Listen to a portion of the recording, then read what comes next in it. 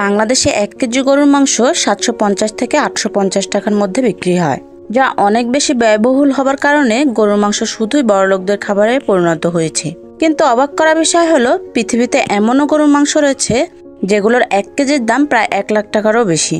এই মাংসের নাম ওয়াগু বিফ। জাপানের বিশেষ জাতের গরু থেকে এই মাংস উৎপাদন করা হয়। ওয়াগু বিফকে বলা হয় বিশ্বের সবচেয়ে দামি ও সবচেয়ে কোমল গরুর মাংস। তবে শুধু দাম নয়, এর স্বাদ, গন্ধ এবং উপস্থাপনাও যেন রাজকীয়। ওয়াগু শব্দটি এসেছে জাপানি দুটি শব্দ থেকে।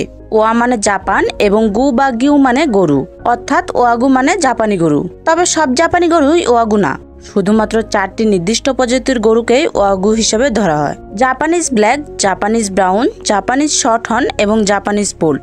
এর মধ্যে সবচেয়ে বিখ্যাত হলো জাপানিজ ব্ল্যাক। এদের থেকে পাওয়া যায় সবচেয়ে বেশি মার্বেলিং যুক্ত ওয়াগু বিফ। ওয়াগু বিফের সবচেয়ে বড় বৈশিষ্ট্য হলো এই মার্বেলিং। এর মানে হলো মাংসের ভেতরে থাকা চর্বির পরতগুলো এমনভাবে ছড়িয়ে থাকে যেন মনে হয় মার্বেল পাথরের মতো নকশা করা।